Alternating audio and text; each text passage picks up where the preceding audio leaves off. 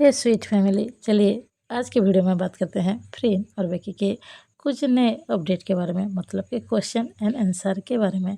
तो पहला क्वेश्चन यही है, बेकी का क्या कोई मूवी आ रहा है? देखो, जितना मुझे पता है बेकी का एक सीरीज़ आ रहा है जिसका नाम है वैम्प द सीरीज़, और हाल ही में ही वो एक टीवी शो के अंदर गई थी। तो उसके बारे में उसको जब पूछा गया था, मतलब कि उसके सीरीज़ और मूवी के बारे में पूछा गया था, तो उसने साफ-साफ तो नहीं बताया था कि कौन सी मूवी उसकी आ रही है। उसने ये बताया था कि कुछ मूवी में और कुछ सीरीज़ में उसका काम चल रहा है और कुछ प्रोजेक्ट है उसके।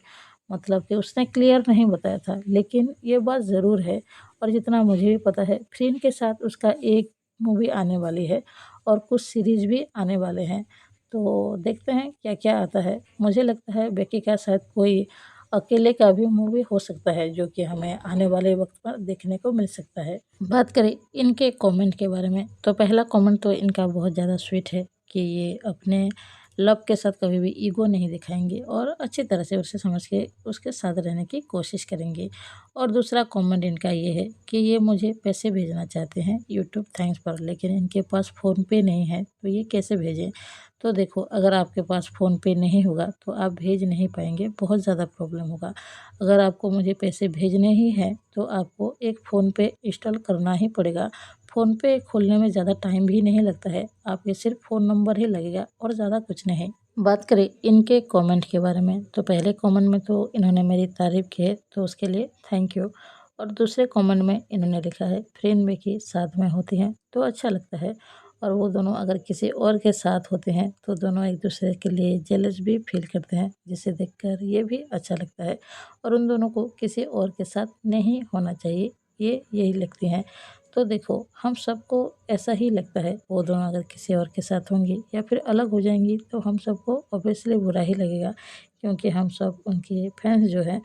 और बात करें अगले कमेंट के बारे में, तो इन्होंने यूरेनस मूवी के बारे में पूछा है, क्या मुझे वो मूवी समझ में नहीं आई? तो सच कहूँ तो मुझे क्लियरली समझ में नहीं आई, इसीलिए ही मैं हिंदी एक्सप्लेन नहीं कर पाई। बात करें इस कमेंट के बारे में, तो यह लिखते हैं, क्या फ्रेंड का कोई भी प्रोजेक्ट नहीं आया है? क्या फ्रेंड को कोई और पसंद नहीं करता? क्योंकि बेकी का तो प्रोजेक्ट आ रहा है, लेकिन फ्रेंड का कोई प्रोजेक्ट नहीं आ रहा है।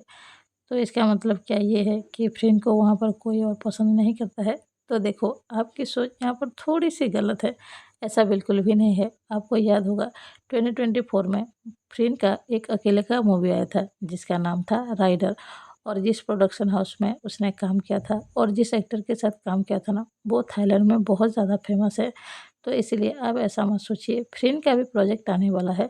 बस फ़र्क इतना है कि बेकी ने अपने मुँह से बता दिया है कि उसके कुछ प्रोजेक्ट आने वाले हैं, और फ्रेंड ने अभी तक कुछ भी नहीं बताया है। आप बस इंतज़ार कीजिए, फ्रेंड का भी कुछ प्रोजेक्ट इस साल तो ज़रूर आएगा।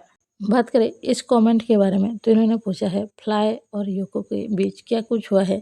नहीं, उन दोनों के बीच कुछ नहीं हुआ है। वो दोनों जिस कंपनी में काम करते हैं ना, वहाँ पर कुछ गड़बड़ हुआ है। पहले तो वो कंपनी की सीईओ चेंज हो गई। उसके बाद जब सीईओ चेंज हो गई, वो थोड़ी-सी शायद बुरी है मेरे हिसाब से। उसने आते ही फ्लाई को शायद कुछ इधर-उधर की बातें कह दी, कुछ तो उल्टा हुआ वहाँ पर। इसीलिए फ्लाई ने डिसीज़न ही ले लिया कि उसे वो 9 स्टार कंपनी को ही छोड़ दिया।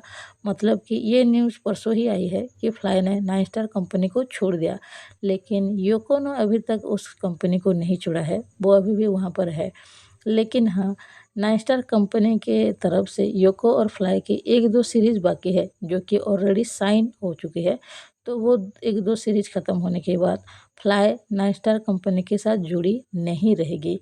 इसका मतलब ये होता है कि फ्यूचर में शायद आपको फ्लाई और योको एक साथ ना दिखे, क्योंकि फ्लाई जो है वो अलग काम करेगी और योको जो है वो अलग काम करेगी। हाँ, आप ये एक्सपेक्ट कर सकते हो कि फ्यूचर में फ्लाई और योको को अगर कोई और कंपनी हायर करती है, उन दोनों की कोई मूवी आती है जहाँ पर वो दोनों साइन करेंगे, तभी ये वो मुमकिन हो पाएगा। लेकिन अभी की सिचुएशन तो ऐसी ही है, यूको अभी भी 9 स्टार कंपनी में है, लेकिन फ्लाई ने 9 स्टार कंपनी को छोड़ दिया है। तो पता नहीं फ्यूचर उन दोनों का क्या होने वाला है।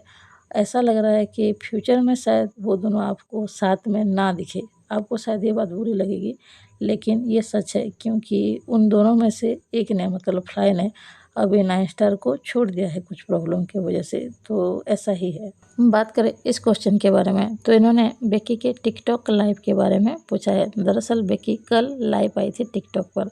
इनका पूछना ये है, क्या वो जिस रूम में थी वो रूम फ्रीन का था?